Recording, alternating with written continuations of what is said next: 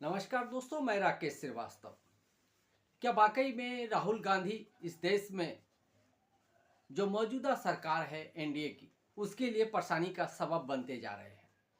खास करके नरेंद्र मोदी के खिलाफ या उन्हें लेकर जिस तरह की बयानबाजी वो कर रहे हैं, उससे एनडीए और खास करके प्रधानमंत्री नरेंद्र मोदी की परेशानी बढ़ती जा रही है। झारखंड और महाराष्ट्र में हो रहे विधानसभा चुनाव को लेकर प्रचार काफी तेज हो चुका है।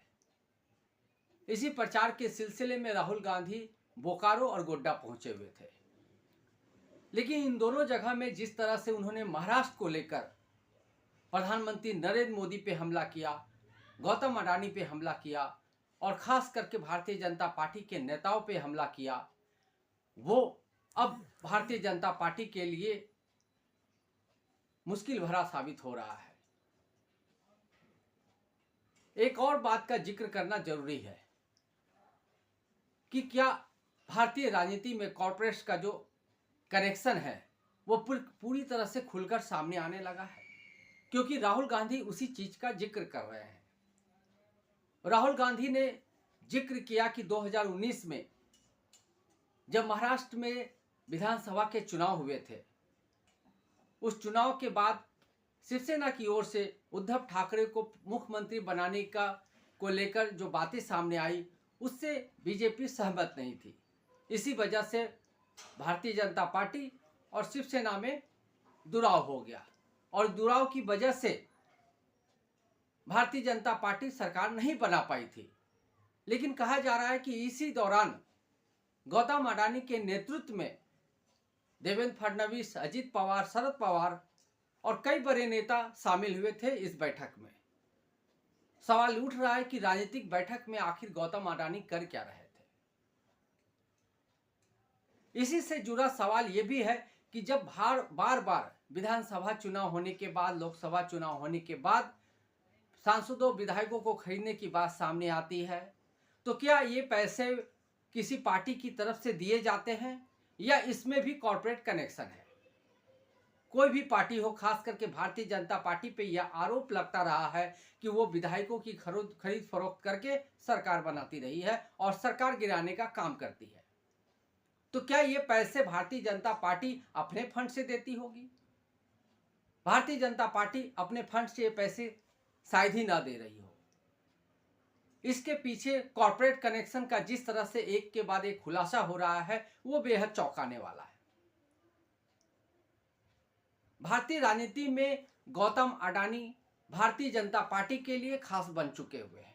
यही वजह है कि बंदरगाह से लेकर एयरपोर्ट से लेकर तमाम तरह की जो संस्थान है उसको निजी हाथों में सौंप दिया गया है। अभी ताजा मामला धारावी का है, जो 1,00,000 करोड़ का जो ये प्रॉपर्टी है वो गौतम अडानी को दी गई है और यहाँ जो लोग बस रहते हैं उनको दूसरी जगह शिफ्ट करने के लिए जगह ढूंढा जा रहा है और 6 जगह को चिन्हित किया गया है मुंबई में। वहां पर उन्हें शिफ्ट किया जाएगा।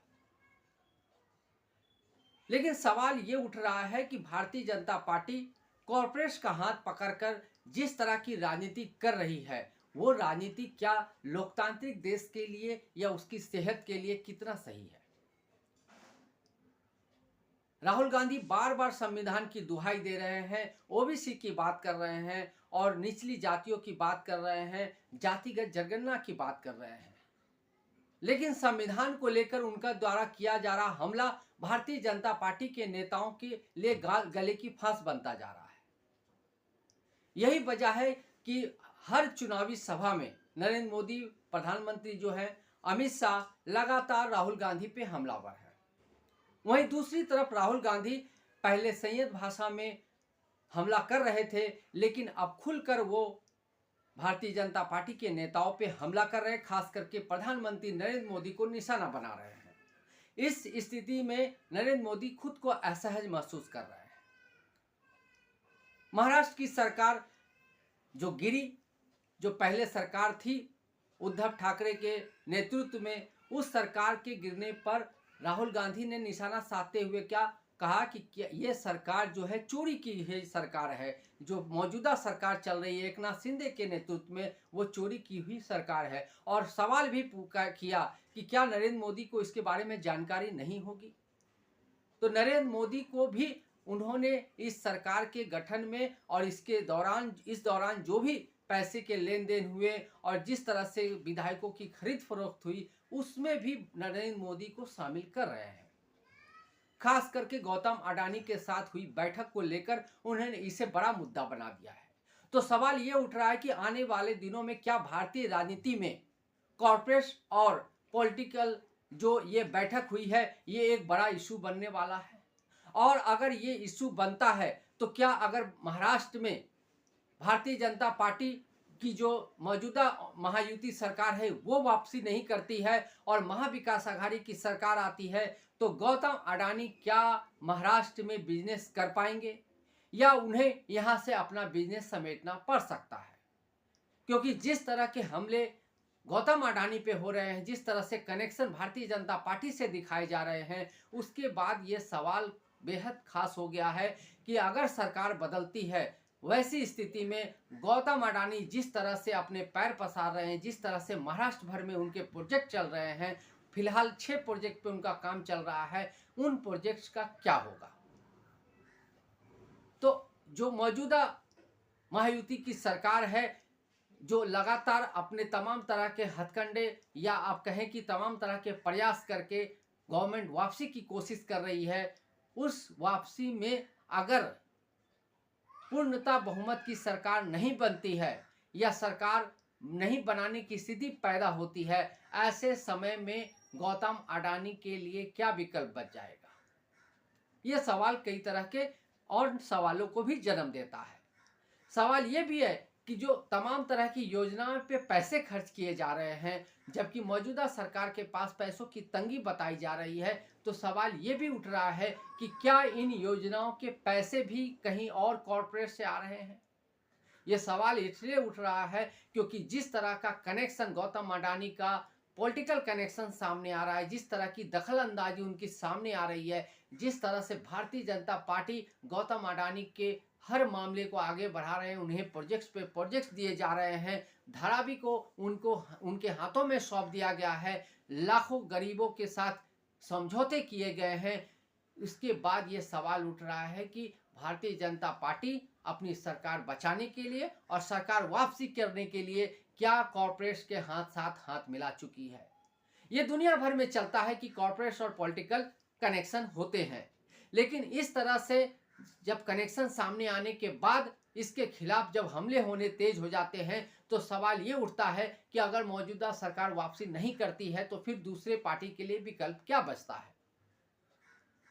झारखंड और महाराष्ट्र में विधानसभा चुनाव की आखिरी दौर का प्रचार चल रहा है और आखिरी दौर के प्रचार में तमाम तरह के हमले हो रहे हैं। खास करके राहुल गांधी पिछले 2-3 सभाओं से खास करके ज्यादा हमलावर नजर आ रहे हैं। वो गोड्डा में, बोकारो में जिस तरह से उन्होंने प्रधानमंत्री नरेंद्र मोदी पे निशाना साधा, उसने भी भारतीय जनता पार्टी के लिए असहज स्थिति पैदा कर दी है। दरअसल हाल ही में नरेंद्र मोदी ने एक सभा में कहा था कि राहुल गांधी जो लाल किताब को दिखाते हैं, वो लाल किताब संविधान की किताब नहीं बल्कि एक लाल पुस्तक है। इस पर राहुल गांधी ने जोरदार हमला किया है और यह हमला भारतीय जनता पार्टी को असहज महसूस करा रहा है।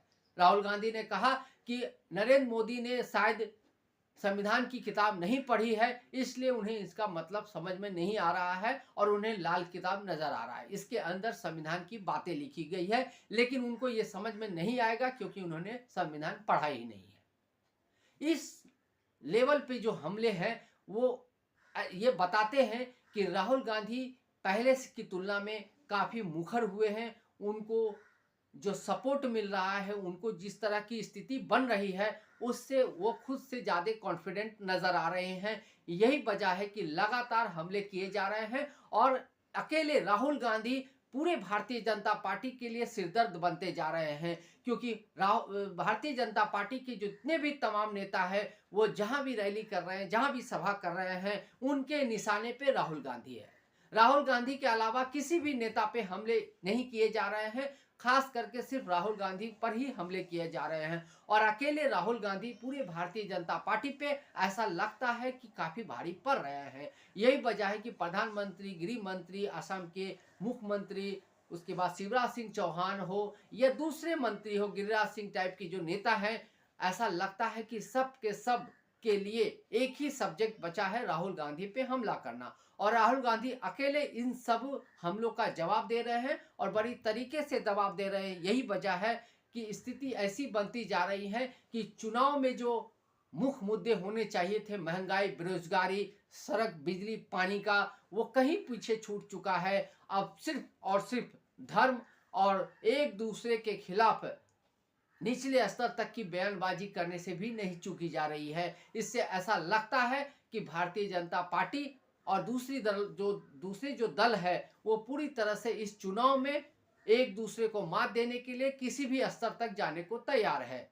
लेकिन सवाल ये है कि आखिर इस चुनाव में, जहां पर सिर्फ 2 स्टेट में चुनाव हो रहे हैं, उसे इस तरह से व्यापक बना क्यों दिया गया है कि इस चुनाव में अगर हार मिलती है तो उनके हाथ से सत्ता चली जाएगी। दरअसल भारतीय जनता पार्टी के सामने समस्या ये है कि अगर महाराष्ट्र उनके हाथ से खिसक जाता है तो ये उनके लिए पिछले 5 महीने में दूसरा सेटबैक होगा, क्योंकि इससे पहले उत्तर प्रदेश में लोकसभा चुनाव में उन्हें करारी शिकस्त झेलनी पड़ी थी। ऐसे में भारतीय जनता पार्टी नहीं चाहती है कि वो उसके हाथ से महाराष्ट्र भी चला जाए। यही वजह है कि प्रधानमंत्री से लेकर गृह मंत्री तक हमलावर हैं और जोरदार हमले करके राहुल गांधी के जो सवाल हैं उसको काउंटर करने की कोशिश कर रहे हैं। ऐसे में आने वाले दिनों में जब 23 नवंबर को रिजल्ट आएंगे दोनों स्टेट्स के, उसके बाद ही सामने आ पाएगा कि आखिर किन के हमलों को वोटरों ने ज्यादा तवज्जो दी और किन्हें पीछे छोड़ दिया। आज के लिए बस इतना ही। अगर आप हमारे श्रोता हैं तो आप हमें जरूर लाइक और सब्सक्राइब करें और हमारे वीडियो को अधिक से अधिक शेयर करें। तब तक के लिए नमस्कार।